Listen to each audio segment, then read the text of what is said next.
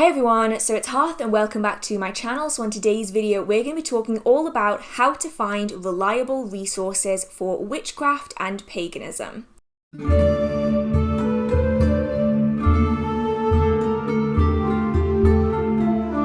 The modern world offers us a lot of resources, particularly when it comes to learning about witchcraft and paganism. Nowadays, there are tens of thousands of resources out there, resources that we would have never even imagined 10 years ago. But how can we find out whether any of these resources are actually good? Are the books written by reliable people? Is social media a suitable place for education? These are the kind of questions that we are going to be answering today, and hopefully by the end of all this, you'll have a better idea of how to spot a good resource from a bad resource, so that you can vet your own resources to figure out whether or not it's something that you want to learn from or something to avoid. Now, I have a short list today. It is only 2 sides of A4. Now, you might think that that is a lot, but when it comes to my videos, usually I have between 4 and 6 sheets of A4.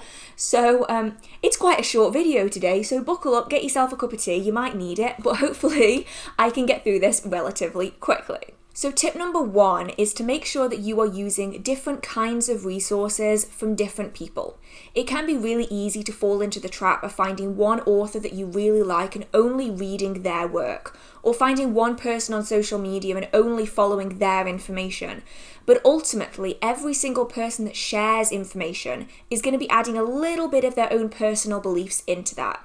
And those personal beliefs are individual to them. And so if you're only learning from a singular person, you might find that you are taking on that person's particular belief system without really realizing it. And so when it comes to the magical community, it's really worth going to different authors, different resources. Don't just learn from one particular source. Now, this also applies to the type of information that you're learning. If you are only learning from TikTok, Tumblr, YouTube, try to add a different resource in there, because you'll often find that certain pieces of information are spread solely on particular social media platforms, and they're only really used by a particular group of people. So it's much better to learn information from the group as a whole so that you can figure out where within that group you want to fall within your own personal practice. Now, with the world the way it is at the moment, this especially applies to online information from places such as TikTok, Facebook, Tumblr, and also YouTube. You'll often find that certain pieces of information spread really quickly on social media platforms. One of the biggest problems from learning from social media is that misinformation is well known to spread quicker than accurate information. And so you'll often find that creator after creator after creator will be talking about the same piece of information. And over time, that information might have been altered or changed or misinterpreted.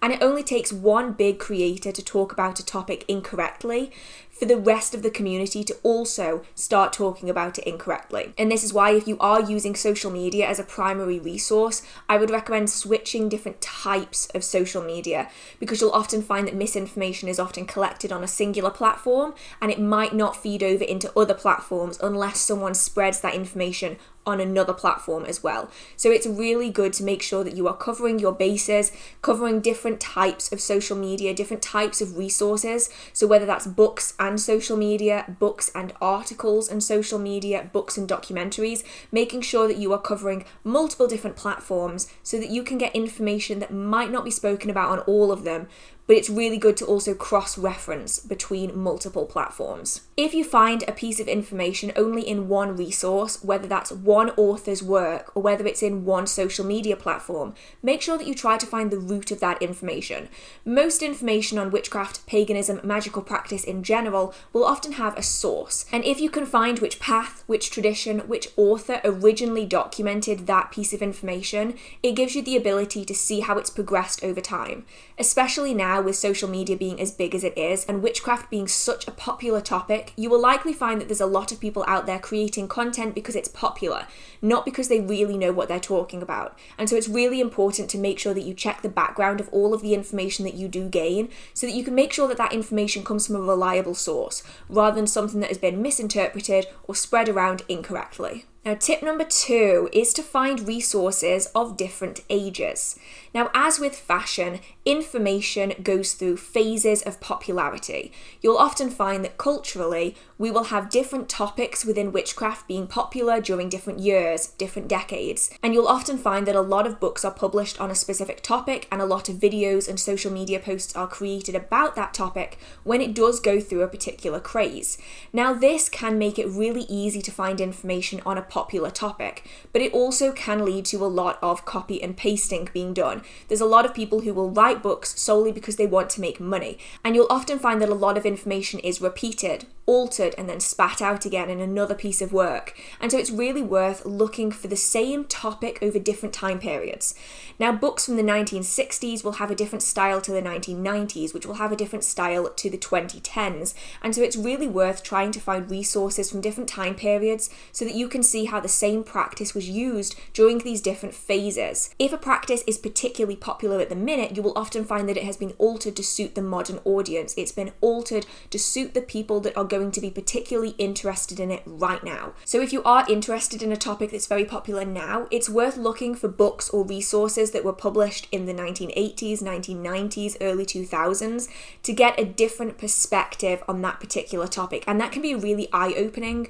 I have read so many modern books that take really old practices and they make it into something completely different. And unless you knew that they were the same practice, you maybe wouldn't notice it at face value because they've been changed so drastically. So different time periods can be super useful, especially because it's going to change your perspective on that practice as it's being undertaken. Because especially modern books and modern resources, they definitely make it more aesthetically pleasing. They also make it a lot simpler for people who are just interested in it. Whereas you may find that going back in time a little bit, things have less of a focus on the way it looks and more of a focus on its success and the spiritual and energetic practice behind it. Tip number 3 is to research a little bit into an author of a book. Now, a lot of the most well-known and well-liked authors within the witchcraft community really focus on community. They want people to view them as a good person within that community, and so they'll often put information about themselves out there. Their face will be out there. They might do talks at shows and events. They might have a website. They might have social media. They want to share their information with the community in a good, positive manner that's going to help the greater community. And so you'll often find that they're very involved within their local communities and within the witchcraft and pagan community that surrounds them. These authors really care about their reputation because it really matters to them that they are sharing good, accurate information, that they can help people with the information that they know. And these are the people that we often do recommend. There are some books, however, that are written by people who maybe don't have such a good standing within that community, and it could be worth checking out the why. And it's also really good to check whether that author actually exists. It might sound strange, but because witchcraft and paganism is so popular right now, a lot of books are being ghost-written. Now, essentially, what ghost writing means is that the person who wrote the book is not the person who has their name on the cover. They're essentially writing the book for someone else. Now, in some cases, this is because the person who wants the book written isn't capable of writing the book themselves, but they have the information. Or it may be because a company wants to make money out of the witchcraft community, which is one of the main reasons why this happens so much right now. You may find groups of people or entire publishers who maybe have no information on witchcraft themselves, chipping in and ultimately together as a collective writing a book about witchcraft using information they've gained from other sources. And then they will stick a fake name on the cover and publish that book. Now, ghost-written books aren't necessarily bad, but it's important to remember that a lot of the time when it comes to ghost-written books that are written by many different people is that they often don't have a great deal of understanding about the tradition that they are writing about. Instead, they're drawing on information found in pre-existing works. And so you'll often find that these books have very similar information written in them as other books. And you'll often also find that the name on the cover doesn't seem real. And when you search for that name, it doesn't come up with much. Now, a really popular technique that is happening right now is that the author's name that they put on the book is a combination of other authors' names that are very popular within the community. So, for instance, the name Harmony is really popular right now, as well as Cunningham, and Buckland. And you'll often find that combinations of a mystical word with the surname related to a pre-existing author that has a good standing within the community are being used to almost trick people. And so it's really worth making sure that you vet the author, make sure that you check the author beforehand, see who they are, see what their standing is within the community, and see if they're actually real. Because some of the authors right now that are especially popular on Amazon and other very affordable book locations might not be actual people. They might be ghost written, and that, although it isn't inherently bad, might alter your perspective on the information being written in it. And ultimately, you might find that there are older works that are much more useful to you that this book might be drawing on for information. Tip number 4 is to make sure that that resource is from a path, a tradition, or a religion that you yourself are interested in following. I have seen so many people talking about how they didn't like a particular book because of its background, and so they don't share it in a positive light to other people. But the reality of the world that we live in is that there are so many people of so many different faiths, cultures, backgrounds. Not every book is going to be for every person. And so it's really important before you purchase a book or before you follow everything that is documented in a particular video or by a particular person, that you check whether the background of that is something that you really want to follow. Now, a good example of this is Wicca. A lot of people, myself included, don't particularly purchase books that have a Wiccan background because I myself and many other people are not Wiccan.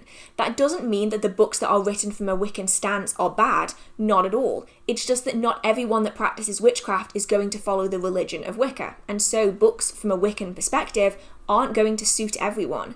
This is something that we've seen a lot recently because there are so many different faiths and backgrounds and cultures that come together into magical practice. It's really important to find resources that are of a particular practice that you want to undertake. So it's really good to go into a resource knowing the background of that resource. There's lots of ways to do this. You can look into the history of the author, a little bit of information about them. The blurb will often give you a lot of good information to figure out whether that book is suitable for you or not. So I'm going to use the example of Wiccan witchcraft in this, although you can apply this to any other form of religion, spirituality, or path and practice. If you are looking at a book and you can't tell whether or not it's from a Wiccan background, do some research on the author themselves, figure out whether or not they are also from a Wiccan background or not, and this also applies to resources as well. And then look into the terminology that is used in the little blurb on the back of the book. If it uses phrases such as God and Goddess, threefold law, and reed, you'll often find that this book has been written from a Wiccan witchcraft perspective. And if that isn't suitable for you and what you believe in, it might not be the best book for you. And then you can move on and find something more suitable so you aren't spending your money and your time and effort on books and resources that simply don't fit you and your personal practice. Number 5 is making sure that that resource is being realistic.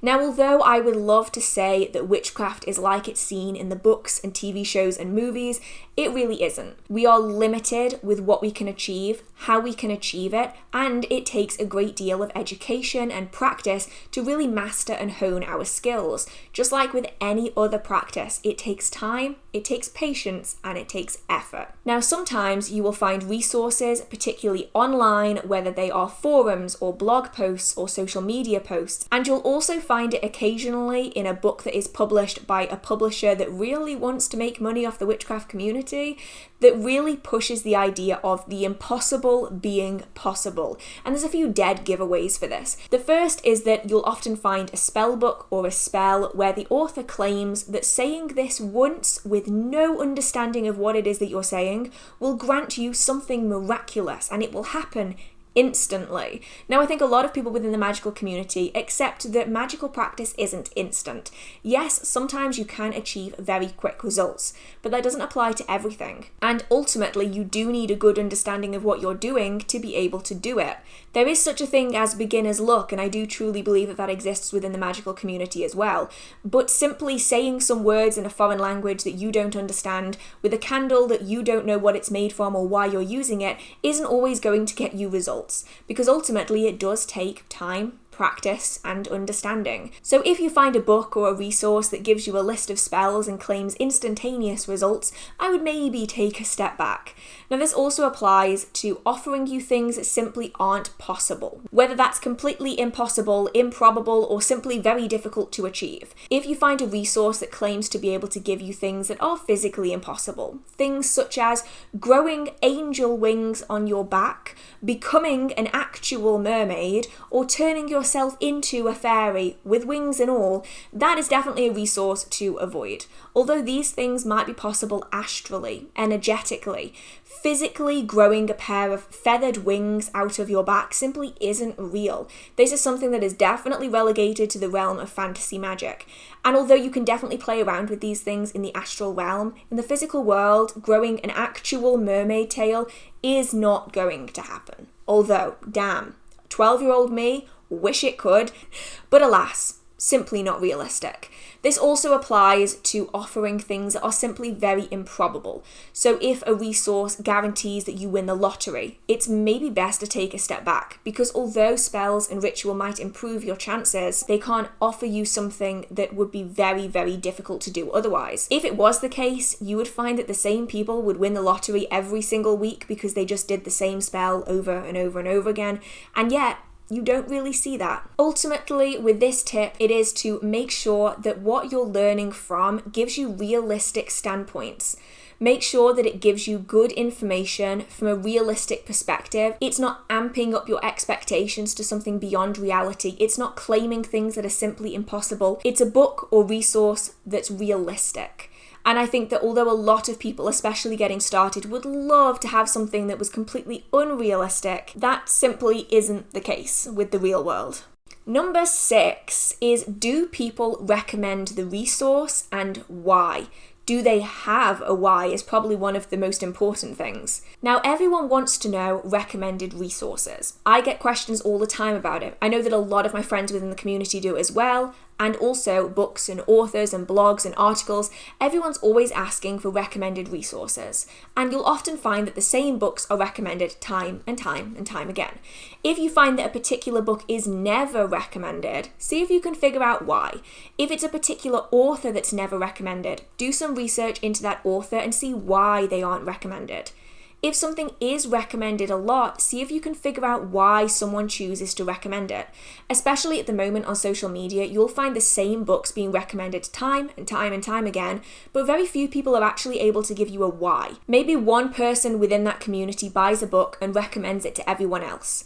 All of those people then buy a book, and because they don't really have the understanding to know what makes a good book from a bad book, they then also might recommend that book to someone else without truly knowing whether it's a good book or not. So if someone recommends a book and they can't give you a reason for why they're recommending it, I would maybe not instantly buy it. Maybe look into a little bit of the background of the author and everything else we've spoken about so far in this video to see whether it's actually a suitable resource material. People who've read a lot of books will likely be able to tell you why they think that book is good. Is it because the author has a really easy way of writing? Is it because there's a lot of good correspondences in there? Is it because it covers a particular topic really in depth? Figure out why that resource is recommended, and then undertake the other processes and tips we've already spoken about today to see whether it's something that you're really interested in. Ultimately, if a book is never recommended, you might have found a hidden gem, or it might be because there is something in that book that people just don't like. But then equally, if a book is so hyped, but you can't figure out why it's hyped, it might be hyped up for all of the wrong reasons. And then lastly, number 7 is check the folklore. A lot of books today written about the pagan traditions, deities, or folk magic, or traditional witchcraft, depending on what you want to refer to it as, will draw their information on folklore and pre-existing mythologies and stories. Now, these may ultimately have changed over time. You'll also find that in some particular books, the information about a certain deity might have been altered or shaped to suit a narrative that author is trying to push. This is especially the case when it comes to witchcraft books that draw on folklore. You'll often find that aspects of the folklore are amplified or reduced to really suit the agenda of that author. Sometimes it's a subconscious agenda. Maybe they don't realize that they're doing it. But I would say if you are looking into deities in particular, make sure that you check the folklore and don't just rely on pagan books about deities, because these may have been altered or shifted over time. Within the pagan umbrella, you will find a lot of very old religions and traditions. These will often have been written about by many different people over hundreds, if not thousands of years. And so maybe it's a good time to look into the history department of your local library, look up the historic resources of a particular deity, of a particular religion, of a particular practice, and see if you can find documentation for it, and then cross-reference it against the modern books to see whether they align. This is particularly good if you are looking into deities, because some books, especially modern witchcraft books, may change the information about a deity to really suit what it is that they want to mention and talk about. So going back into the history can be a really good way of doing it, especially if you do want to get to the bottom of what is accurate and what is not accurate. Now, there are a few issues with this, primarily with cultures, religions, and traditions that have been altered by other religions overtaking them. This is sadly something that has happened a lot throughout history by lots of different cultures and religions over time. You will find that the pre-existing religion is essentially overtaken by a more modern religion, and the texts and the documents are destroyed and rewritten to suit the agenda of the newer religion. This is something that has been happening time and time again over thousands of years, and ultimately a lot of resources and information has been lost or it has been altered. So it's important to take that into account. And also there are a lot of traditions out there that are mainly oral based. And so you may have to find someone that is particularly well versed in the oral traditions of a particular area, of a particular tradition, to be able to get some really good information. But just be cautious when it comes to modern books about paganism, pagan traditions, deities. Just make sure that you cross-reference to make sure that all the information is as accurate as it can be to the history of the people who actually worked with those deities at the time that a lot of these traditions were practiced regularly. Now, this isn't solely true of books, it's also true from social media accounts, YouTube videos, and everything else about deities in particular, but also folklore and traditions, just to make sure that you are covering your bases and checking all of the facts. Especially when it comes to working with deities, with spirits, it's really important to remember that they don't abide to the modern depictions of them. This especially applies to beings such as the Fae and also deities. They are very long-standing spirits, and so just because we may have forgotten some of the cultural significance behind them, some of the things that need to be done, the words that need to be said, the items that need to be given, that doesn't mean that they have forgotten. And so if you try to work with something without having the full information, you might get yourself into a tricky situation. So looking into the history, first-hand, second-hand accounts of worship and connecting with spirits and deities can be really useful, just to make sure that everybody stays safe. So with that being said, I hope that you guys enjoyed this video. I hope that you found it useful. I know that there are so many resources available right now, and it can be really hard to differentiate good resources from bad resources, so hopefully this helps you guys. What are your tips for finding a good resource from a bad resource? Is there anything else that I haven't touched on in this video that you particularly use? Please let me know down in the comment section so that other members of the community can really figure out what resources they want and which ones they don't. If you do enjoy this video, feel free to give it a like. It really means so much to me. If you do have any questions, comments, concerns, video ideas, or just want to chit chat with the community, feel free to put it down in the comment section. If you do enjoy the magical content on this channel or in this video, feel free to hit subscribe. I do try my best with magical content every single week. A massive shout out to all of my Patreon supporters. Your names will be on the end screen in just a moment. You guys really help support this channel. It means so much to me. And ultimately, I hope that you are staying safe. I hope that you have a marvelous magical day. I hope that you find good, reliable resources. And I will see you in the next video. Bye! Whatever. We are on a roll today. No, we're not. I've been procrastinating making this video for a week and a half. So, into this. And why am I shuffling? I don't need to shuffle. I can just sit in the middle of this. Right, what is wrong with me? I have not filmed in a week and I can tell. Okay, cool. I can do this. Cool, and then I can spoil myself by watching... Am I going to watch Thor Ragnarok again? I only watched it 2 nights ago, but now I really want to watch it again. Okay, stop being distracted. He, fluffy. Ooh, right, okay. I'm so distracted. What is going on? Hey everyone, so it's Hearth and welcome back to my channel. So on today's video, we're going to be talking... Now my nose is running. Hay fever, leave me alone. I'm good. Hey everyone, so it's Hearth and welcome back to my channel. So in today's video, we're going to be talking all about finding and checking. No, that's not right. What am I trying to say? I have like a video idea and then I never know what to call it. Hey everyone, so it's Hearth and welcome back to my channel. So in today's video, we are going to be... What am I doing? What am I doing? Why am I here? Why does anything exist? Why do humans live on this planet? Existential crisis. Right. Hey everyone, so it's Hearth and welcome back to my channel. So in today's video, we are going to be talking about finding and vetting resources. We're going to be... Hey everyone, so it's Hearth and welcome back to my channel. So in today's video, we are going to be checking whether resources are reliable. We are going to be finding reliable resources. We're going to talk about how to find reliable resources. Ha! I got it. What am I trying to say? I have like I don't want to read directly off the script. I could read directly off the script, but I don't want to. But I don't know what to say. What is happening today? Does anyone else just randomly get songs in their head? Today it's Wonderwall. Why? I don't know. I don't think I've heard Wonderwall since like 2008.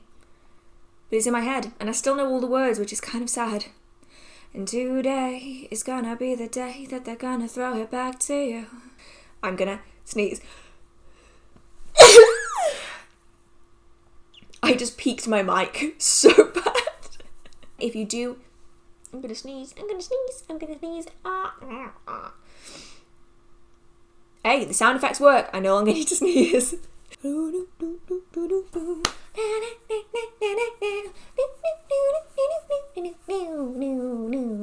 What is going on today? I cannot focus. I forgot to breathe on that entire sentence. What am I trying to say? I don't know. And that's the quick answer. I don't know.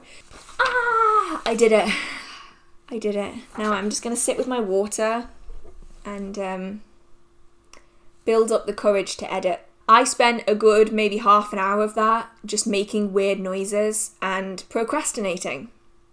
Because that is how today has gone.